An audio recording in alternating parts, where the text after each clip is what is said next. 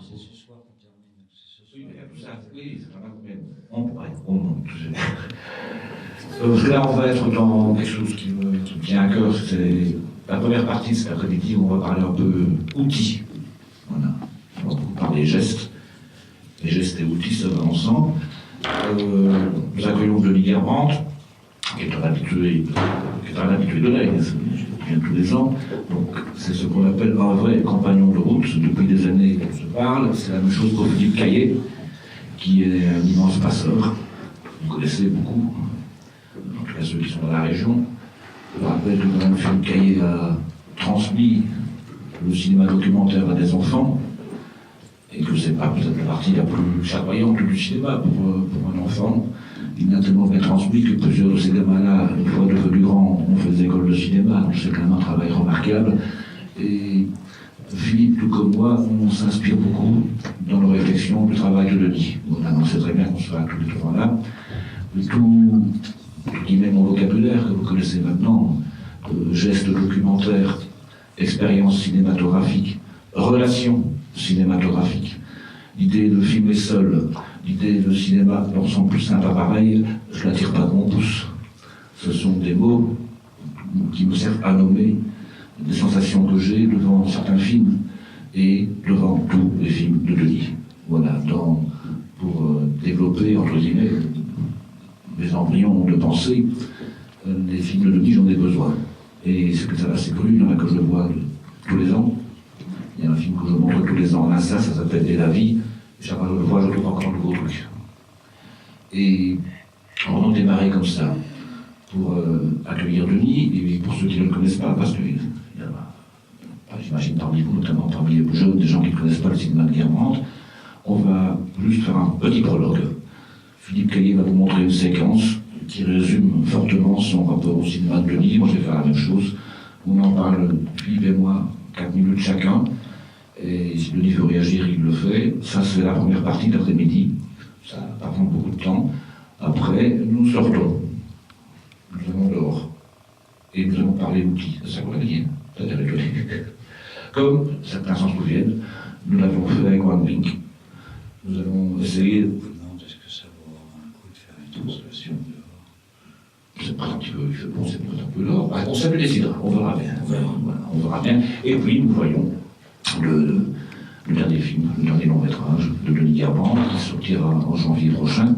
Et donc nous avons régulièrement suivi l'évolution, différentes étapes de montage ces dernières années à l'aigle. Voilà. Et donc ça fait aussi ce film, la transition, le passage de relais entre deux lieux d'un même projet cinématographique, entre deux lieux d'un même projet de rencontre de cinéma.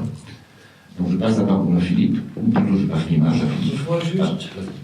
Je dois juste dire par rapport à Laigne, c'est que d'une certaine manière, le film que vous allez voir tout à l'heure est né à Laigne. Parce que c'était en quelle année? En 2011 ou en 2012 Patrick me demande de venir avec des rushs. Et donc je ne suis pas exactement venu avec des rushs, mais je suis venu avec des séquences prémontées, donc dans l'ordre de tournage, donc un objet qui n'est pas encore un film, consacré exclusivement à cet homme, ce que je filmais déjà depuis 1 an. Et c'est là que m'est apparue l'évidence que c'était le film que j'étais en train de faire, et non un film plus général sur la question des nettoyeurs, puisque c'est sur des gens c'est quelqu'un qui nettoie, qui fait pas les ménages, mais qui nettoie les cages d'escalier, vide les poubelles, etc. Philippe. Merci.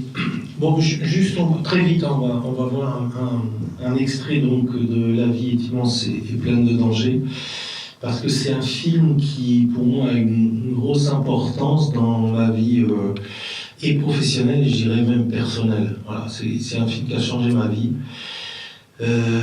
Donc, on va voir, donc en 2 mots, hein, pour ceux qui ne connaissent pas, donc Denis a tourné, si je me rappelle bien, 8 mois, donc au centre. Presque un an, oui. Oh, oui, entre les repérages et le tournage. Un an. Donc, à l'hôpital des enfants au niveau du cancer, à Curie, à Paris. Et il a tourné notamment avec un petit garçon qui s'appelle Cédric et 2-3 copains, Dolores, Steve et tout ça. Et il en a fait ce film. Je dois dire qu'au début, il dit des choses. Il donne des indications et il dit que un nombre d'enfants a le cancer en France et qu'il y a un gros pourcentage qui s'en tire. Et je vais vous raconter l'histoire d'un d'entre eux. Voilà. Donc on va regarder un petit peu, c'est à peu près juste avant le milieu du film, où Cédric parle avec Denis. Voilà. Donc on voit cet extrait, ça dure 4 minutes. Voilà.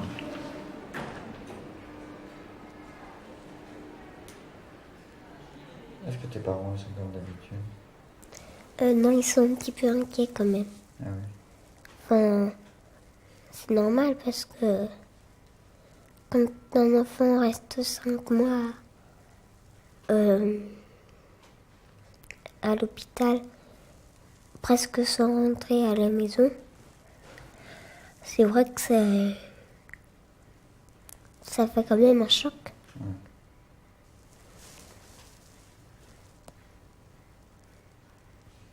Ça veut dire que c'est pas une maladie comme les autres? Enfin, il y a aussi des maladies plus graves. Oui. Comme quoi? Bah, le cancer, le sida. Oui.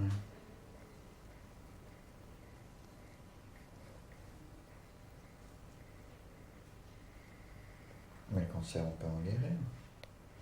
Oui, mais c'est un petit peu grave, non? Oui, si, tout à fait.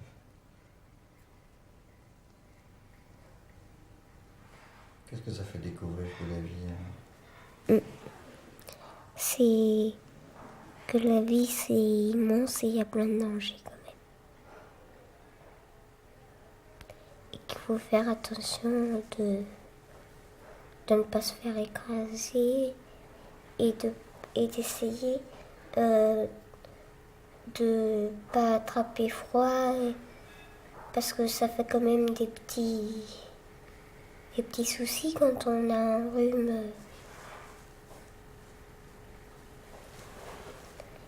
Parce que il faut prendre des médicaments et les médicaments c'est jamais bon. Et il faut rester au lit toute la journée. Mais la vie est immense et puis en même temps on peut faire plein de choses, non? Mais il y a quand même plein de dangers. Ça apprend qu'il y a plein de dangers. Enfin, à mon avis, il n'y a pas que cette maladie-là qui apprend. Les dangers, bien sûr. Mais alors ça va donner peur de la vie? Quoi? Ça va te donner peur de ce qui peut t'arriver? Non. Par contre, ça peut aussi me donner peur un petit peu que la maladie revienne. Ah oui.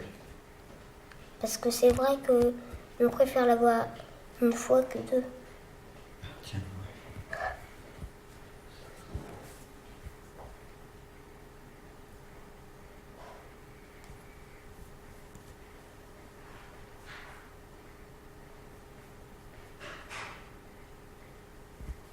La vie est immense, puis tu es au début de ta vie, toi.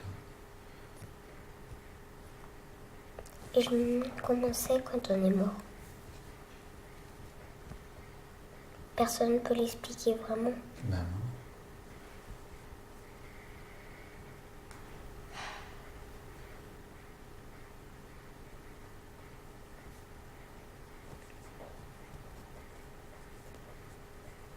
Toi, tu vois ça comment? Bah, on va dans le ciel et qu'on fait une vie pareille que là, mais sauf que c'est qu'au lieu le soleil c'est dans le noir et c'est dans les étoiles, mais c'est comme s'il y avait le soleil. Oui.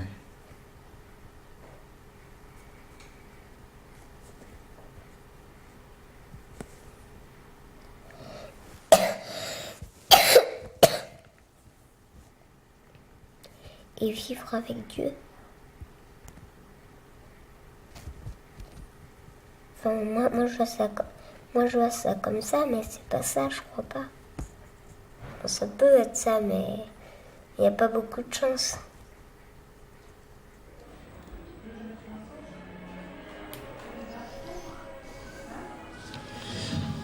Comment j'ai découvert ce film?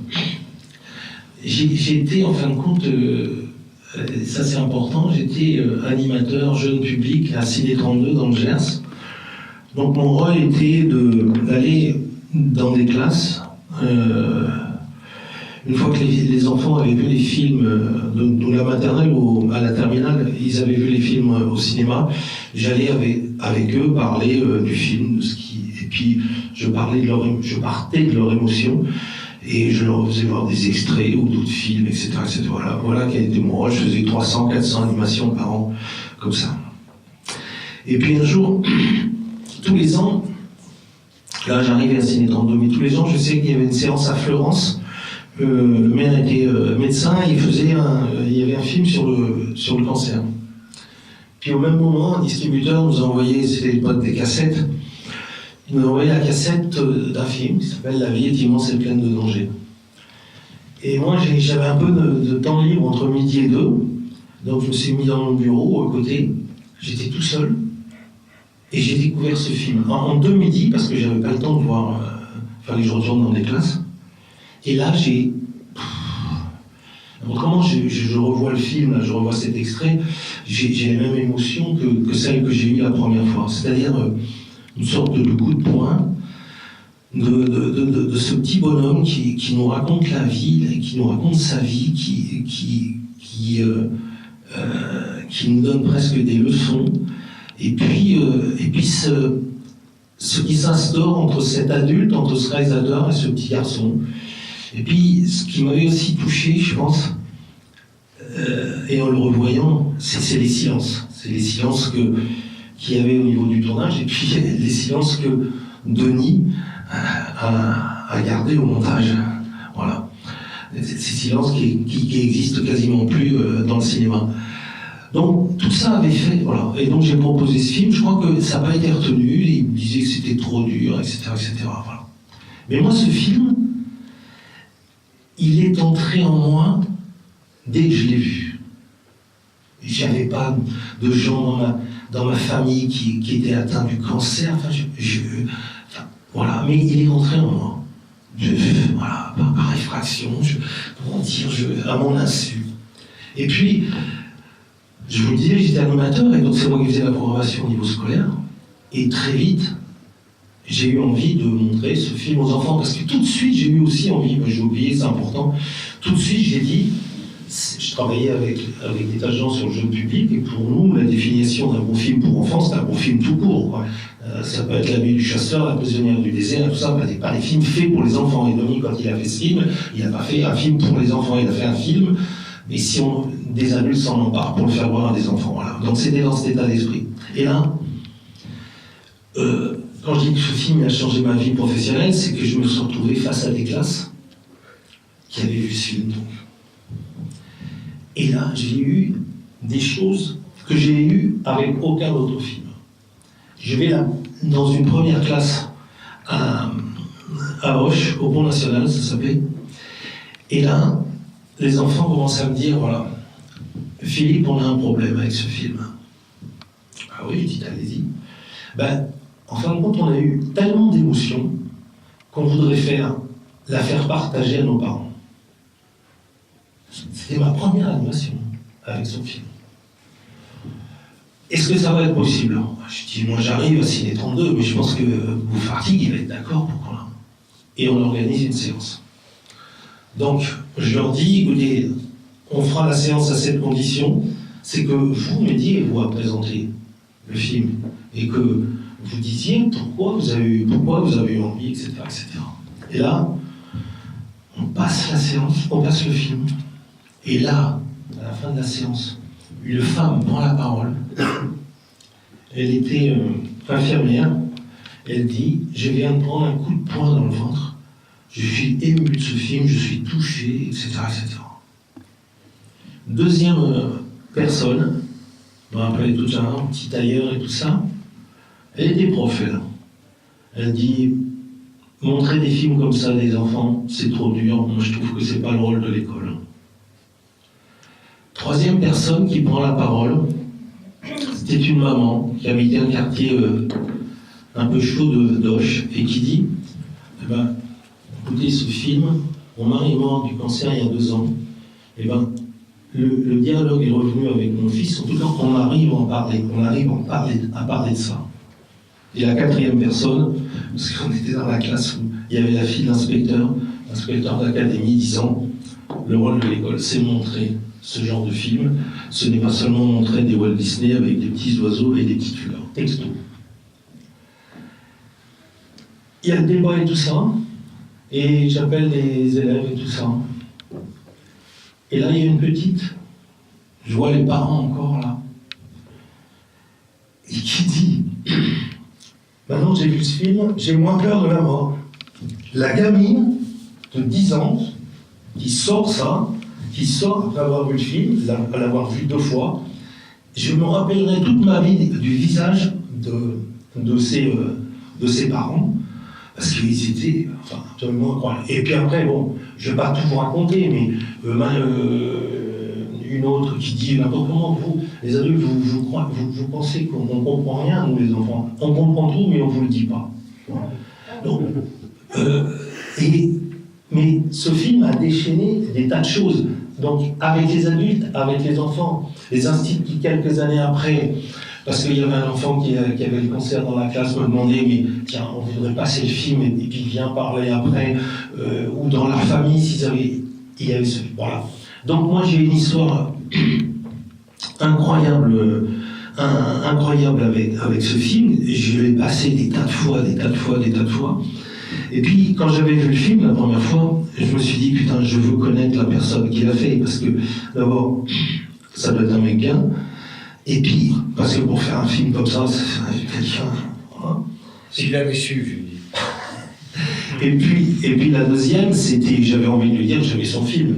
Je sais que les réalisateurs aiment bien ça, mais moi je l'avais tellement aimé, il m'avait tellement embrassé que, voilà. Et donc, on s'est connus après au Havre, où il y avait malheureusement, ces lieux se sont perdus, des lieux où on réfléchissait au niveau de la transmission, au niveau du cinéma jeune public, etc., chez l'ami Gina Disler. Et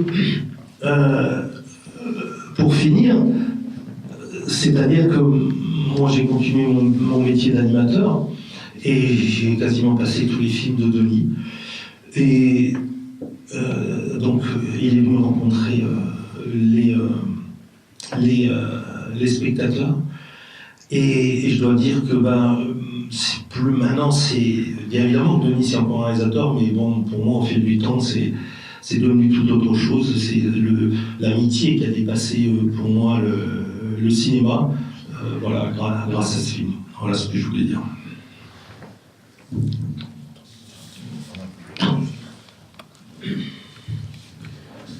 Et moi je vais dire un tout petit mot, parce que je vais moi aussi vous montrer un extrait, mais voilà. C'est tout ce que je raconte, Philippe, c'est ça l'expérience cinématographique. Et c'est ça la transmission. Et ce quoi je voudrais insister, c'est sur la qualité de la parole de cet enfant. Et cette qualité est née de la qualité de l'écoute. Il n'y a pas de parole sans écoute.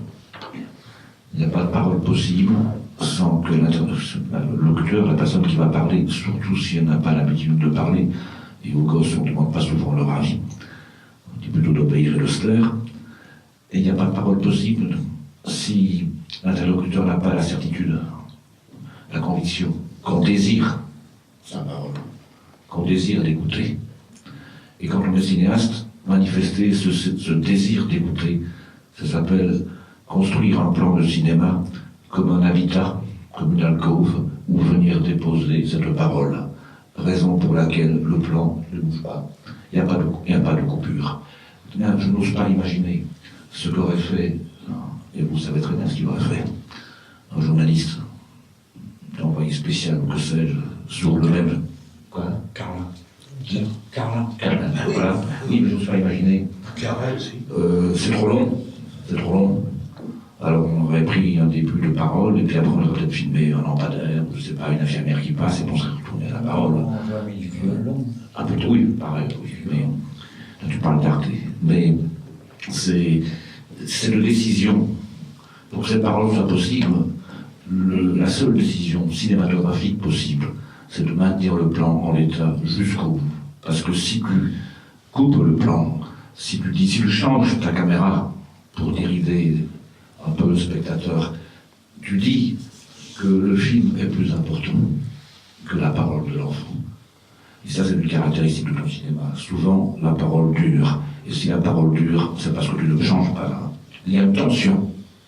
Il y a une qualité de parole parce qu'il y a une tension dans l'écoute du cinéaste qui n'est pas là uniquement pour filmer, il est là pour accueillir la parole de l'autre. Le cinéma est un art de l'hospitalité.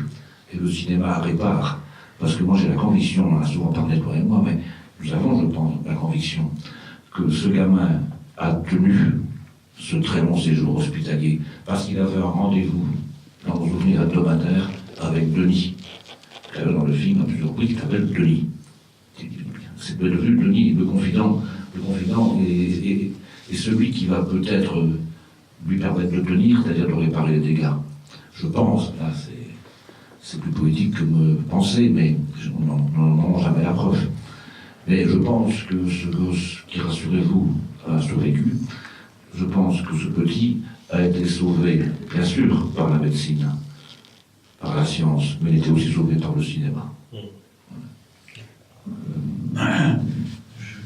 Je ne suis pas sûr, enfin je veux dire,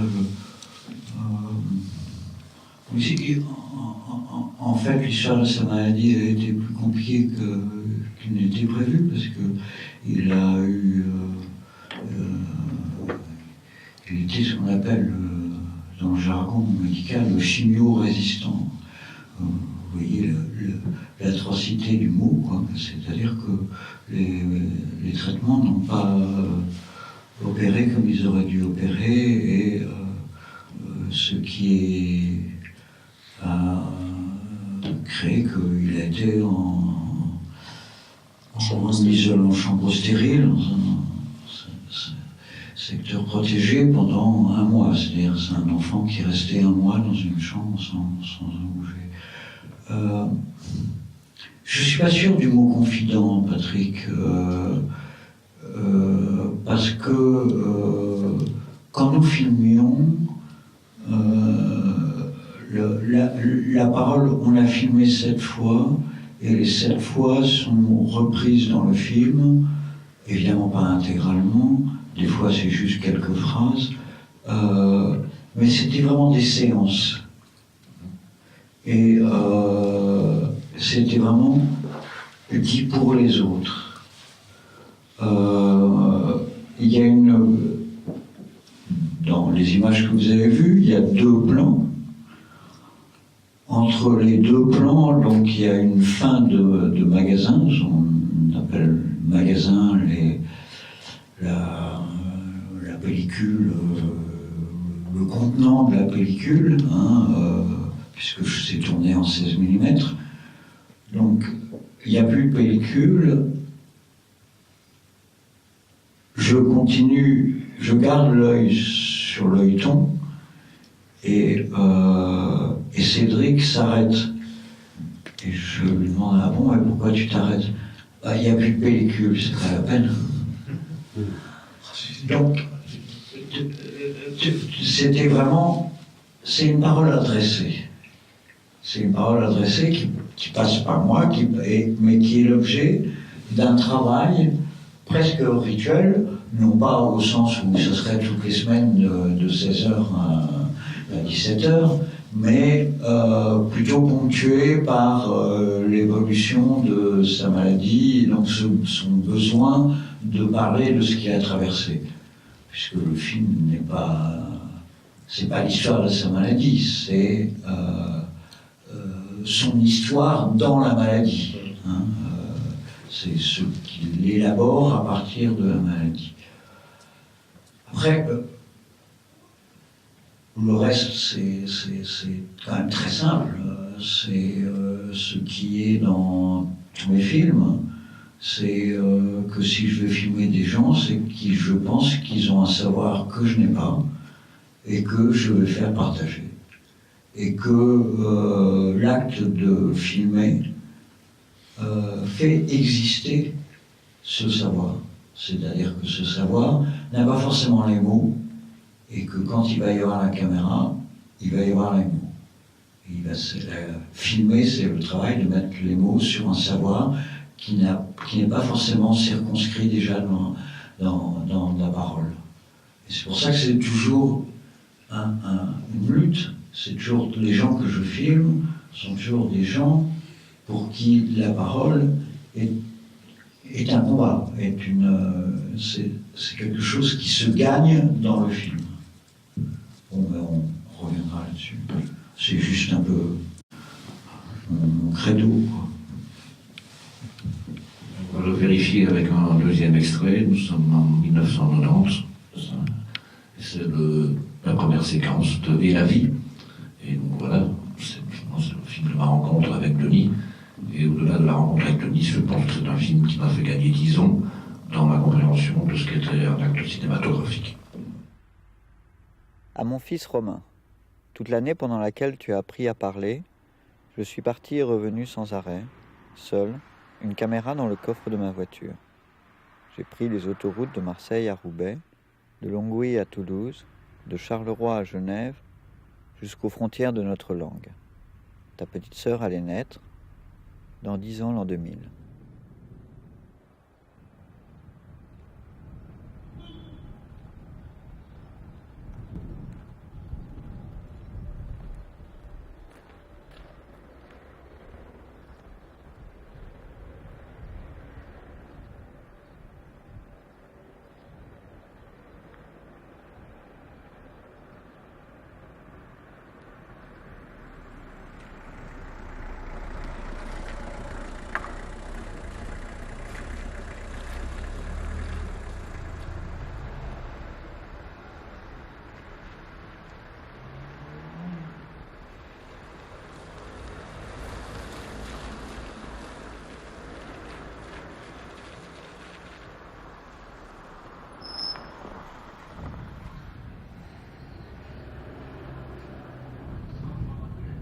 C'est vous qui avez peint votre maison comme ça? Hein? C'est vous qui avez peint votre maison comme ça? Bah ouais, parce que je suis en fait greffe, mais lui, pareil.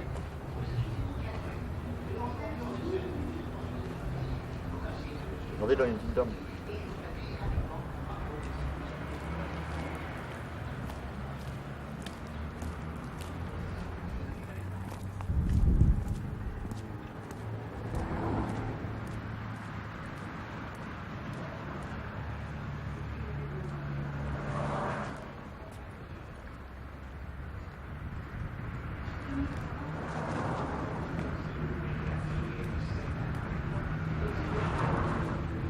Il va rentrer peut-être? Je ne peux pas vous déranger. Hein? Je ne peux pas vous déranger. Bah, ça me dérange pas, quoi.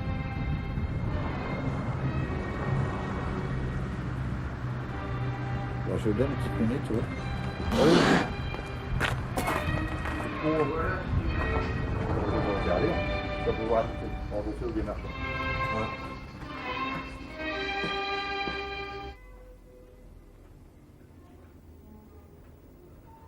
Qu'est-ce qu'on peut dire? C'est l'intérieur d'un célibataire?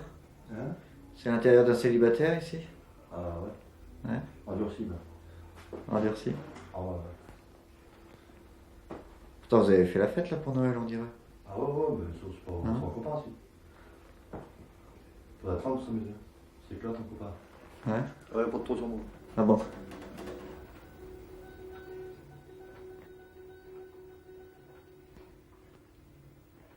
Ça vous embête si je vous pose une ou deux questions? Ah, vas-y.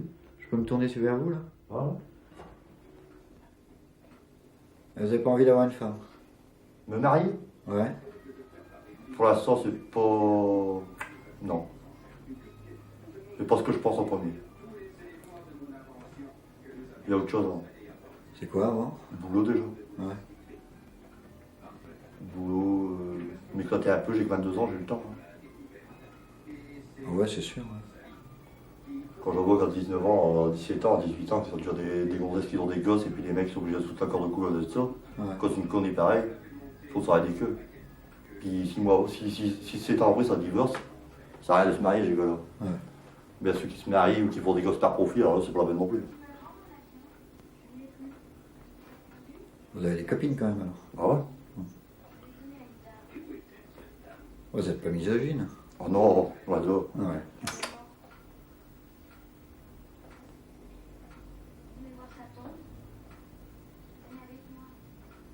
Vous feriez quoi, vous, comme hiérarchie dans la vie? Alors, le boulot, l'amour, comment vous metteriez tout ça? Dans l'ordre? Ouais. Boulot, ouais, en premier. S'il faut boulot, il faut bosser. Argent. Femme. Liberté. Paix. J'en donne des choses à mettre dans l'ordre. Faut tout jeter en l'air, puis voir comment ça retombe. On verra bien.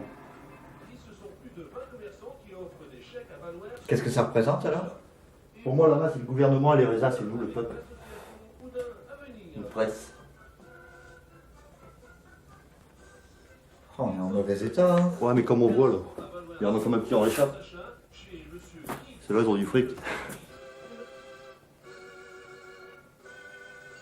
C'est la différence pour toi. Attention, hein, c'est pas de la jalousie, je vais là. Ouais, ouais.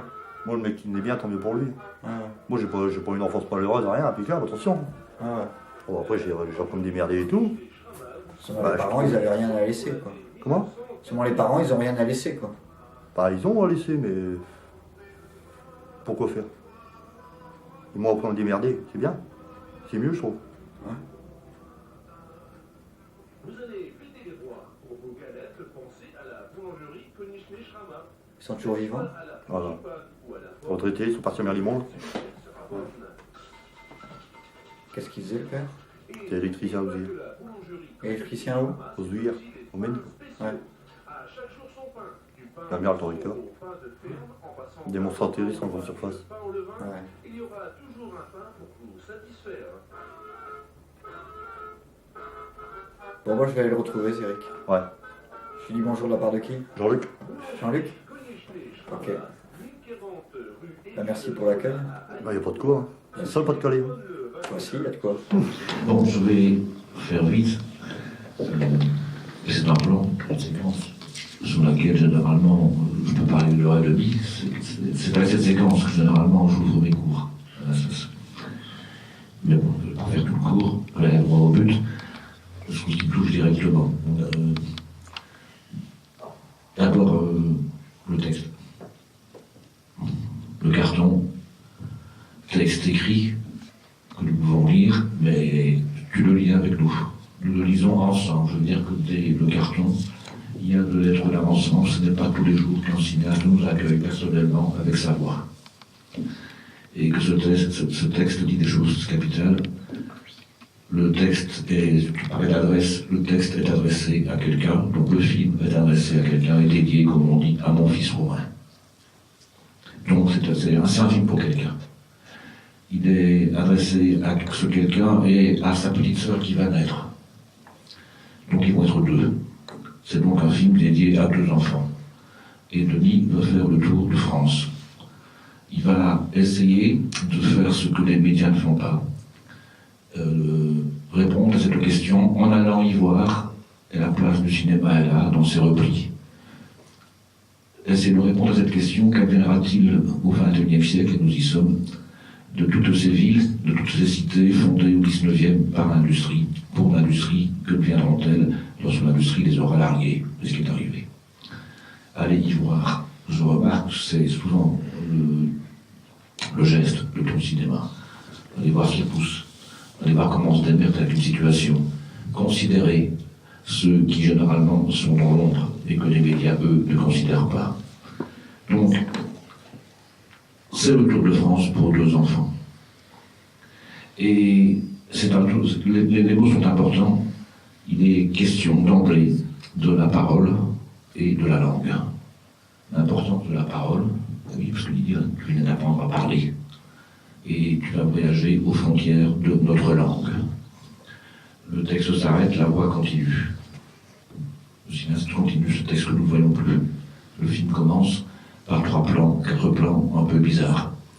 Parce qu'on ne sait pas ce qui se passe, on ne sait pas où on est, rien n'est dit, on se dit bien moi dans le mur, il a l'air de faire un dans le mur, mais à part ça, il filme une voiture qui passe, un monsieur qui passe, une voiture qui passe, et puis la caméra part dans l'autre sens. On peut se demander, mais qu'est-ce qu'il fait? Et je trouve que ces questions-là, quelqu'un d'autre se les pose aussi. Il y a, ça fait le montage, mais il y a quelqu'un qui s'appelle Jean-Luc qui regarde la scène et qui est en train de constater qu'il y a un drôle de type là. Denis, on n'a pas dit, mais filme tout seul. Prends le son seul. Nous allons en parler juste après, comment il fait. Et donc là, nous sommes dans le nord de la France, et il y a un type Jean-Luc, qui est en train de voir un drôle de mec.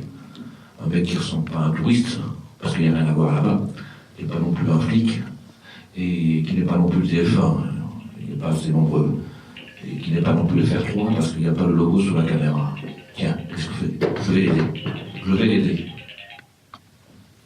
Et ce type lui dit, dans un premier temps, Denis entre en contact avec ce monsieur. Denis a remarqué quelque chose de très important. Il s'est intéressé, aucun journaliste ne fera ça, il s'est intéressé à sa maison. Elle est bizarre cette maison. Alors il pose une question, c'est vous qui avez peint votre maison comme ça. C'est capital, cette décision-là. Montrer à l'autre dont vous désirez la parole, que vous l'avez vu, que vous l'avez considéré, que vous avez remarqué quelque chose de lui. Quand vous filmez dans les lieux populaires, il y a souvent ça. Vous aurez sans doute remarqué en marchant dans le quartier ouvrier que souvent on met quelque chose sur la prise de fenêtre, un objet qu'on aime bien, une photo, un souvenir. Commencez par remarquer et apprécier quelque chose de l'autre. Et commencez par en parler. Alors évidemment, Jean-Luc est en bonne disposition. Et il va aider Denis, puisque Denis a l'air paumé. Et il va lui dire, regardez là, c'est capital comme décision. Regardez, filmez la petite dame. Filmez la petite dame. C'est capital, parce que la mise en scène, si je puis dire, est en train d'être partagée. Ce monsieur n'est pas seulement le filmer, il devient un peu partenaire, il aide, il prend une décision. Filmer la petite dame. D'habitude, c'est le cinéaste qui dit à l'autre ce qu'il faut faire. Mais là, c'est l'inverse. Inversion. Ah, évidemment, et heureusement, Denis s'exécute. Il va filmer la petite dame très bien. Pour les mouvements, et puis suite de mouvements, parce qu'on n'a pas le choix, Jean-Luc est en train de vérifier que Denis ira bien jusqu'au bout. Alors après, une relation vient de s'établir entre un filmeur et un filmé dans l'acte cinématographique lui-même, et rien de tout cela n'est prémédité, nous en avons la preuve, puisque à la fin de la séquence, Denis va rejoindre un nommé Cédric, qui lui a été conseillé par Jean-Luc, et Denis dit à Jean-Luc, j'y vais de la part de qui? Donc tu ne connaissais pas son prénom, ça s'est passé en acte. Il se trouve que quelqu'un a vu Denis Guerrand en train de filmer, mais pas en train de prendre des notes. C'est très important, être vu pour ce que l'on fait. Il a été vu en tant que filmeur, donc il a été vu en tant que quelqu'un de cinéma peut-être, et pas de télévision, il n'y a pas de logo. On entre dans la relation cinématographique. Alors, je dis que ce petit mouvement, c'est pas un zoom. Il avance un peu vers Jean-Luc, et là, il y a une espèce d'écart, face à face, regard contre regard. Et il est drôle de tête, Jean-Luc. Quand même un peu patibulaire, je suis pas sûr que je serais entré, moi. Et voilà, il y a un écart, là. Et tout l'enjeu est de dépasser cet écart. Dans ce face à face, ce silence, l'important des silences, on a très bien dit Philippe. À un moment donné, Jean lui dit, vous l'entrez peut-être. On n'est pas sûr que c'est ça que ça veut pour le savoir. Vous l'entrez peut-être. Ben oui, qui veut entrer le Denis. Et là, c'est gracieux, c'est magnifique. Long silence. Et puis tu dis, oui, quelques instants, je ne vais pas déranger, ne me dérangez pas. Et là, Jean-Luc sort du champ, ouvre la voie, ouvre le passage. Bienvenue chez les ch'tis. Voilà, on entre. Je vous cède le passage, mais je vous dis bien, on n'entend pas bien, c'est un DVD, mais à force de voir le film, j'entends très distinctement que Jean-Luc dit à Denis, attention à la marche. Faites gaffe, il y a une marche. Évidemment qu'il faut le dire, parce que lorsque Denis filme, et vous allez voir comment il filme à l'œil. Il a un œil ligné, et l'autre est à l'œil-ton. Il y a le danger de trébucher. De nouveau, un geste d'hospitalité. Non seulement Jean-Luc t'invite à entrer, devient un partenaire, mais il est en train de comprendre la difficulté de filmer à la façon de Guerrand. C'est dangereux, tu peux casser la gueule, Il prend soin de l'autre. Il prend soin de son invité. C'est hospitalisé, oui. Et aussi, maintenant, il a vu ce que faisait. Denis, alors je vais un peu plus vite, Denis est entré, en parenthèse, il m'a emmerdé, t'as voulu entrer qui est, on parlait de quoi? Et là, de nouveau, de ce que t'as remarqué de lui, on ne pose pas des questions, il n'y a aucune question journaliste, t'as pas ton carnet de notes avec des questions à poser. Donc, c'est dans un appartement célibataire, on dirait, bah oui, la relation peut s'enclencher, tu veux le filmer, tu dis non. Ça veut dire beaucoup. C'est pas évident d'entrer chez les gens, dans leur intimité, et de les filmer. Un temps s'est passé, et puis on accepte d'être filmé, on change de place. Bon, là, il y a toute la qualité de dégoût de ce qu'on a vu dans le film précédent. Les questions de vie ne sont pas si évidentes que ça. C'est très beau ce que dit le garçon. On va lancer les choses en l'air, on va commencer, ça retombe. Et puis voilà, ce moment qui pour moi le cinéma, par ça tient une seconde née de l'acte cinématographique. C'est ce moment où Denis remarque que ce monsieur est un peu artiste et qu'il va peindre le tableau là. Une main, Thérèse. Je pose la question, c'est quoi ça? Et il dit, c'est nous le peuple. C'est nous le peuple. Et voilà, la seconde de cinéma, je dis le film, c'est nous le peuple. Gerbrand ne change pas. Il n'y a pas de coupe. Nous sommes dans le même plan, il n'y a pas de coupe. Ça veut dire qu'il n'a pas eu le temps de réfléchir. La caméra continue à tourner et Denis a compris ce que ça voulait dire. Et il nous emmène dans ce nous. Parce que Denis répond, on est dans un sale état. J'en suis. Je suis des vôtres. Ce nous est aussi le mien. On est dans un sale état. Ce qui est magnifique, c'est qu'il n'y a pas de coupe. C'est ça, penser en cinéma, penser en acte cinématographique. Et quand un cinéaste dit « on est », il vous engage. Parce que derrière un cinéaste, il y a un monde fou. Il y a la promesse des spectateurs que nous sommes, d'un monde fou à venir. Donc, regardez ce qui s'est passé en 5 minutes de film. Au début, il y a un écart entre Gerbrand et lui, c'est pas les mêmes. Il y a un sacré écart. J'entends quelque part, on ne sait pas. Et 5 minutes plus tard, il n'y a que nous, un nous qui nous a inclus dans ce nous. Le film peut commencer. Il n'y a pas la moindre préméditation. Il y a simplement que la conscience, que l'acte cinématographique crée de la pensée, crée des situations, crée des réflexions, crée des idées qui ne viennent que de l'acte de film. Là, je pense que lorsque j'ai vu ce film pour la première fois, j'ai compris ce qu'est le cinéma.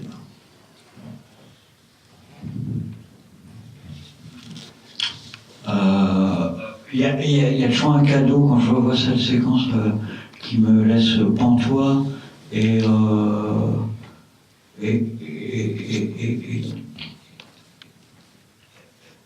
qui est toujours comment le hasard rentre aussi dans les films, c'est la musique. Quand on rentre chez lui, il y a une espèce de musique triomphante comme ça, qui n'est pas mixée. C'est la musique qu'il y avait dans sa chambre, dans sa pièce.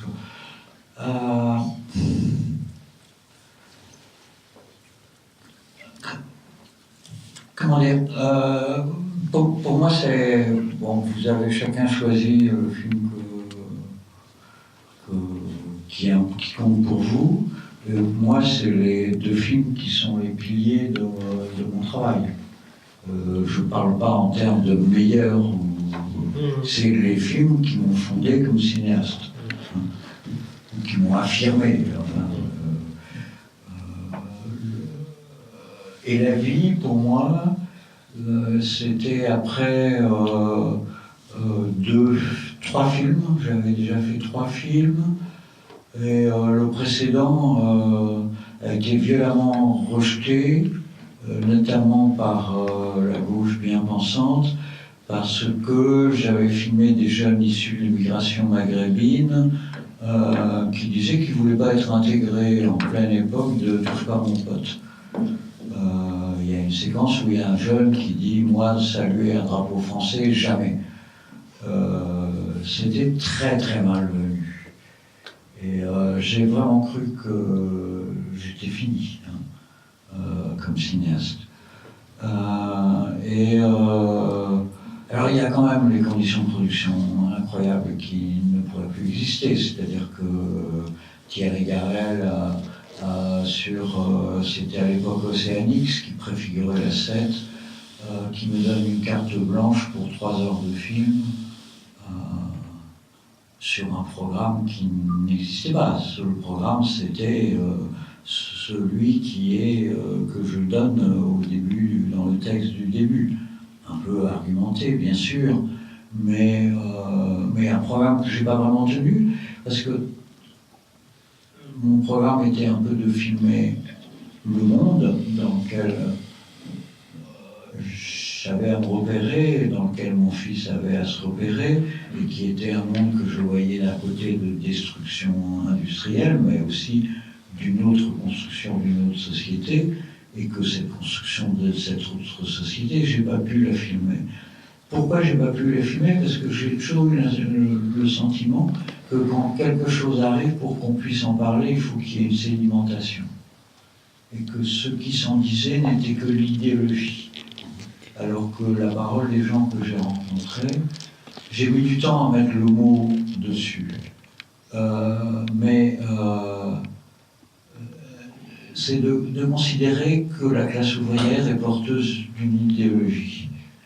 Et que ce que j'ai filmé, c'est l'apogée d'une pensée qui était née au XIXe siècle, qui a trouvé son épanouissement en 68, mais qui là, d'une certaine manière, se redit presque pour se dire au revoir. 10 ans plus tard, je fais Voyage à la mer et je mesure, qui est aussi un film de rencontre, et je mesure à quel point c'est fini. L'univers, ces personnes qui... Le point commun de toutes ces personnes, c'est qu'elles sont dans un nous, c'est qu'elles parlent dans un universel. C'est que la classe ouvrière suppose la fin des classes, la destruction d'une société de classe, donc un universel. Les gens que je filme dans le Voyage à la mer, donc des campeurs que je rencontre sur leur site, ils ne sont plus dans cet universel. Ils ne sont pas dans un monde forcément égoïste ou limité. Ils ne sont plus, il n'y a plus. On ne parle plus au monde d'un universel.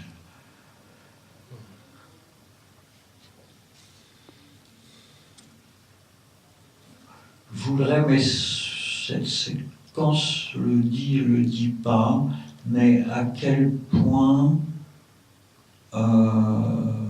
ce que tu dis qui est très juste, et que je lis d'ailleurs en prologue du Voyage à la mer, c'est que être filmé, c'est d'abord être vu par l'autre. Et c'est le simple fait que tu sois là, et là, donc seul, donc en état de fragilité absolue, et il n'y a rien qui pourra te défendre. Et donc, on n'attaque pas les gens fragiles.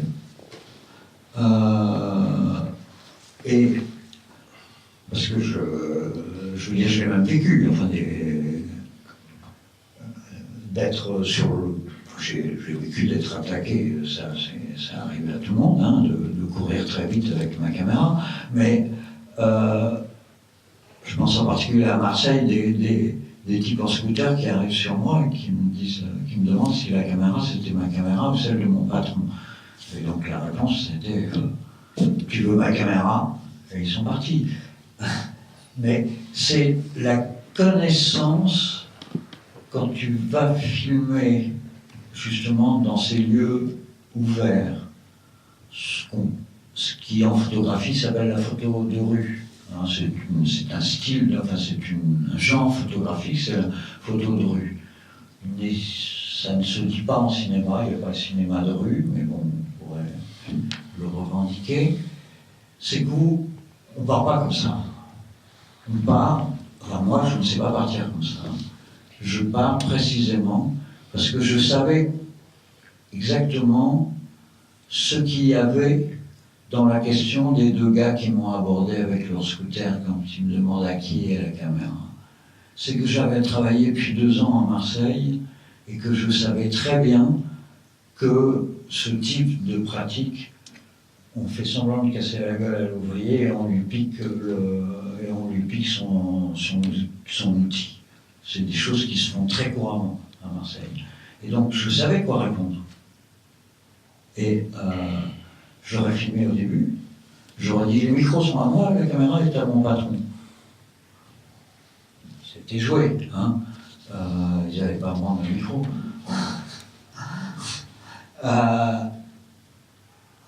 C'est que pour parler et pour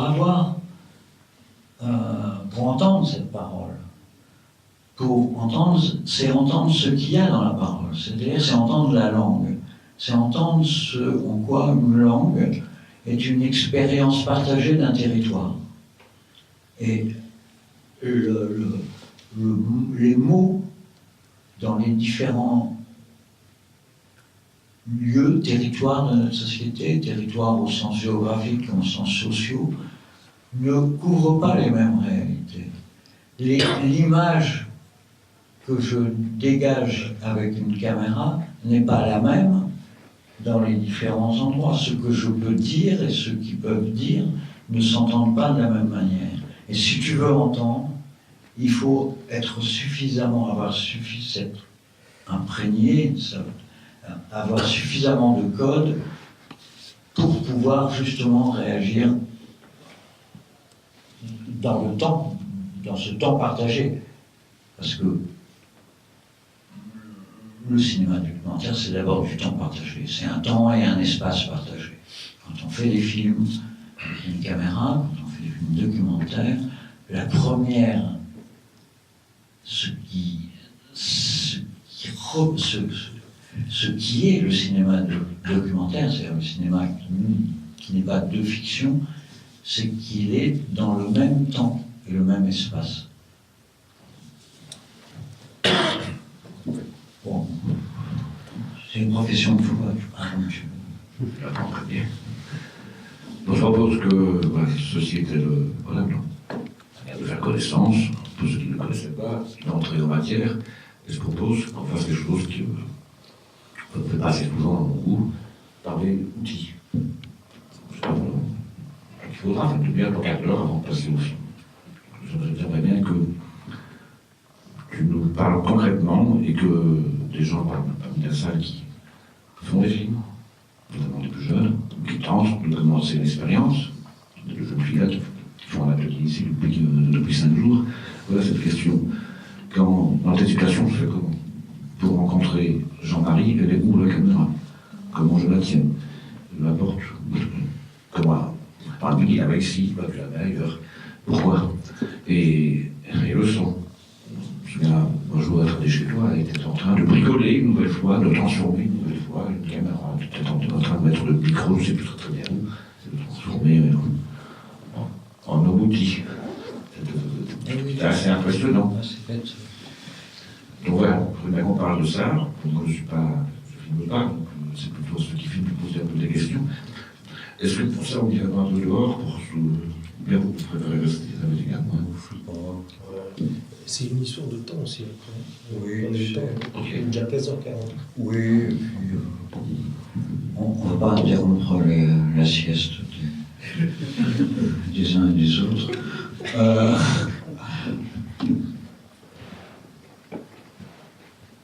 Évidemment, tout ça, rassurez-vous, hein, je veux dire, quand j'ai commencé à faire du cinéma, j'ai fait du cinéma comme je le sentais, et puis petit à petit, je me suis dit, mais pourquoi je fais ça? Donc, grosso modo, la théorie, elle est venue après la pratique. Hein. Enfin, en tout cas, moi, c'est mon cas, c'est comme ça. Grosso modo, j'ai commencé par aimer la photo, j'ai fait l'IDEC. Quand je suis sorti de l'IDEC, le milieu des professionnels de la profession m'a fait terriblement peur. J'ai acheté un Leica et je suis descendu tous les jours, 2 heures par jour dans le métro. Ça a été mon université. Et puis de là, j'ai continué, j'ai travaillé quand même dans le cinéma, etc. Je ne vous raconte pas ma vie, mais je fais juste un peu. Et grosso modo, c'est à partir de la photo, c'est-à-dire à partir du fait que je photographiais des gens, je me bien le portrait, tout simple, et de gens qui me parlaient. Et donc, d'une certaine manière, au bout d'un moment, il te parle, tu enregistres, donc tu les filmes, donc tu fais un film.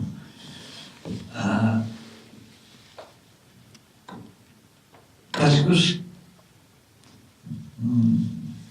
moi, ce que j'aime, c'est que les gens me parlent, et pour qu'ils me parlent, je leur pose quand même des questions. Mais la question, c'est quand même la question. On sait que c'était un truc de torture, quoi, quand même, à une certaine époque, la question. Donc, les questions, c'est plutôt ce qui naît d'une rencontre. D'ailleurs, dans la vie, je pose très très peu de questions.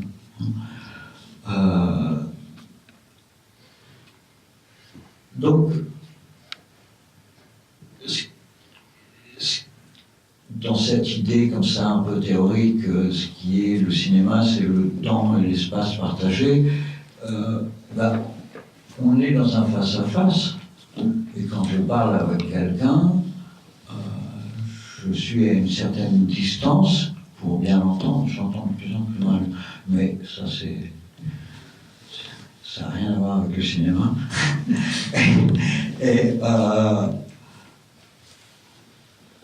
Et donc je m'approche. Et donc je m'approche, donc je fais un gros plan. Et donc la question technique devient aussi une question esthétique, puisque la colonne vertébrale de mes films, c'est quand même ce qui se construit dans la parole. Et elle est comme ça. Donc ça implique une réponse à ces plans, une mise à distance pour que le spectateur lui-même puisse se retrouver, se reprendre. Tu as gardé les fenêtres après le... Je trouve que tu aurais pu garder un petit peu le plan où il y a le petit garçon qui descend dans l'écran, les machins. Enfin bon, c'était 1 minute, mais bon, c'est pour l'embêter. Donc,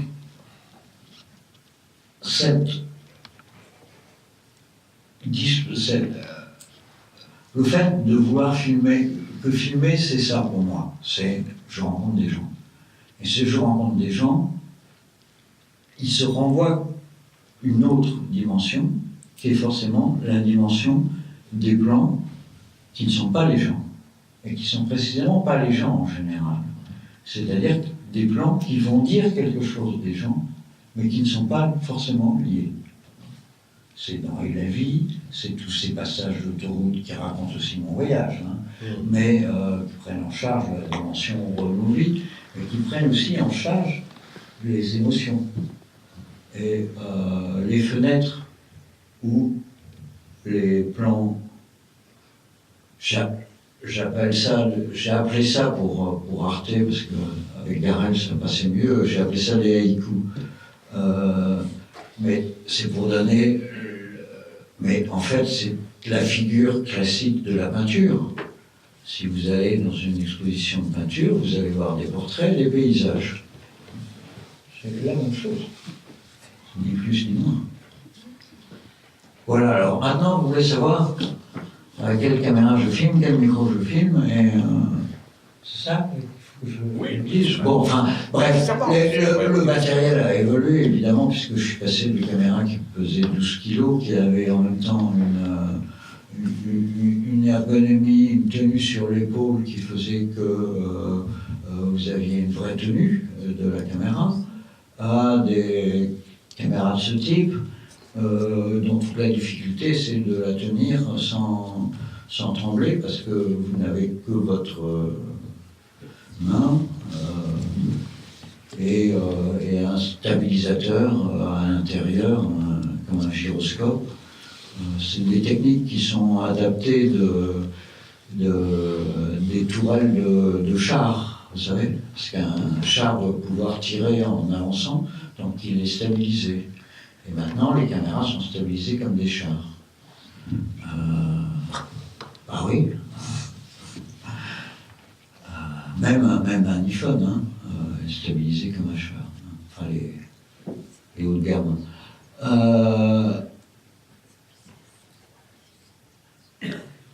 Petit à petit, j'en suis arrivé à une chose qui est très simple, c'est que le film se passe, c'est un homme filme, on s'adresse à lui, et donc s'il est loin, il voit large, s'il est près, il voit serré, s'il est loin, il entend un brouhaha, et s'il est près, il entend près. Donc à partir de là, mes derniers films, notamment le film que vous allez voir tout à l'heure, c'est l'équivalent du 50 mm de l'appareil 24-36, c'est-à-dire c'est un appareil dont la perspective est la plus neutre. C'est une perspective, c'est une construction qui emprunte ses codes à une compréhension de l'espace, mais c'est ni un grand angle, ni un télé, ça ne vous éloigne pas, ça ne vous rapproche pas, ça vous donne la distance. Donc, et c'est cette distance qui est celle du corps à corps du filmeur et du filmé. Donc je filme avec 2 micros. L'un, il s'appelle hypercardioïde, ça veut dire un gros cœur, mais ça veut simplement dire qu'il a la forme d'un cœur. Sa directivité a la forme d'un cœur. Je ne filme pas avec un canon, pas plus qu'avec un char. Donc, pourquoi? Parce que si vous filmez avec un micro qui est trop directif, ben, tout ce qui va être dans le champ, réfléchi dans le champ, va revenir en même temps, et vous aurez une perspective sonore qui sera complètement fausse. En plus, le son n'est pas très beau en général. Et couplé à ça, en tout cas depuis qu'il y a la possibilité d'avoir 2 entrées, 2 circuits de préamplification dans les caméras, un micro comme un micro-cravate qui joue le rôle d'un micro omnidirectionnel, c'est-à-dire qui prend autour et qui prend donc le son de la caméra et mon son, et évidemment ma parole. Ma parole ou ma respiration. Il y a des films où, dans La lettre à Van der Keuken, quand je marche avec un lourd sac, on entend ma respiration. Voilà. C'est la base. Je sais que Patrick va insister sur le fait que je filme à l'œil. Et moi j'ai une question. Dans tous les sens du terme, d'ailleurs. Depuis un certain temps, je filme à l'œil, mais bon, ça c'est un problème. Dis-moi. J'ai une question là-dessus. Attends. Pardon.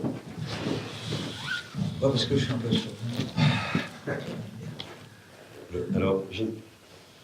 C'est pas lui? Ah putain, c'est pas lui. Eh ben ça va pas faire. Je crois qu'il y a plus le... Bon, j'avais une question par rapport à la séquence avec le petit... C'est Cédric, c'est ça? Non, c'est le petit. Oui, avec le petit. Ouais. La caméra est portée, ça se voit. Ouais. Tu dis que tu filmes à l'œil. Ouais. Tu es seul. Tu poses des questions. Ouais. Il te répond. Il n'y a aucun regard caméra. Ouais. Tous les regards sont bord cadre, comme si tu étais à côté de la caméra. Est-ce qu'il y a eu un dispositif par rapport à ça? Parce qu'on sent que la caméra est portée. Ouais. Donc je me demande, s'il devait te répondre et que tu es derrière la caméra et que tu filmes à l'œil, il regarderait l'objectif. Ou il regarderait vers la caméra. Mais non. Personne ne regarde. Avant que Patrick ne pose ses questions, je me suis posé la question de comment est-ce que ça a été mis en place. Je me suis dit, est-ce qu'il y a un autre cadreur? Non, c'est beaucoup plus simple que ça. D'accord, prends le micro. Pardon, c'est beaucoup plus simple que ça. les caméras d'épaule ont un viseur déporté. Comme ça, sur le côté. Hein, donc l'axe optique est là, mais moi je suis là. Et donc tout simplement, comme je suis assez près, il regarde mon visage. J'ai l'impression que l'axe était vraiment... C'est un parallaxe. Que l'angle était Il y a une parallaxe. Oui, Oui, mais c'est bien moi qui regarde. Après, ça va dépendre de la distance à laquelle nous sommes, évidemment. Il y aura moins d'angle s'il est plus loin. Oui. Mais comme il est près, ça fait un angle assez forcé. D'accord, parce que ça me paraissait vraiment à côté. C'est renforcé parce que sur le son, les enfants malades ont vraiment une voix très très basse. Et j'ai mis un micro-cravate, je n'avais que 2 entrées et je n'ai pas mis de micro sur moi. Et quand j'entends le film, à chaque fois je me dis que c'est une erreur parce que ma voix se répercute dans la salle. Et donc, ton impression visuelle, elle est renforcée en fait par le son. Enfin, c'est ce que je pense. Hein. Ça, c'est cette histoire de la parallaxe. C'est toute l'histoire de qu'est-ce que ça veut dire que filmer. C'est une très bonne question, je te remercie de me l'avoir posée, suivant la formule consacrée. Quand on se parle, on se regarde. On est dans l'échange. Quelqu'un que je filme va être dans la parole adressée. C'est-à-dire qu'il ne me voit plus, ou en tout cas, il n'y a plus d'échange de regard, puisque moi je suis avec la caméra comme ça, que si je regarde avec cet œil, je le fais quand je me déplace, je le fais pour des raisons de se situer, mais quand je reste longtemps, je ne le fais pas, puisque la construction optique, l'espace par mon œil et l'espace par l'optique n'est pas le même. Donc c'est un peu troublant. Hein. Donc moi je suis dans la caméra, c'est-à-dire que je suis ici. Et lui, il est là-bas. Et donc on est dans l'espace. Moi je suis déjà dans l'espace fictionnel, et lui m'adresse de son espace à lui, s'adresse à moi de son espace à lui. Et c'est donc une parole qui n'est plus une parole d'interaction, au sens de 2 discours qui se mêleraient, mais d'une parole, d'une écoute qui accueille une parole. Et une parole qui va être adressée aux autres puisqu'elle est hors caméra. Mais pas, voilà, c'est pas le président qui s'adresse à la France dans le fond des yeux. C'est troublant avec les caméscopes qui ont justement... Avec les caméscopes, il y a éventuellement l'écran. Non, je ne sais pas viser avec un écran, j'ai besoin... Non. C'est-à-dire que pour moi, je filme à ma hauteur.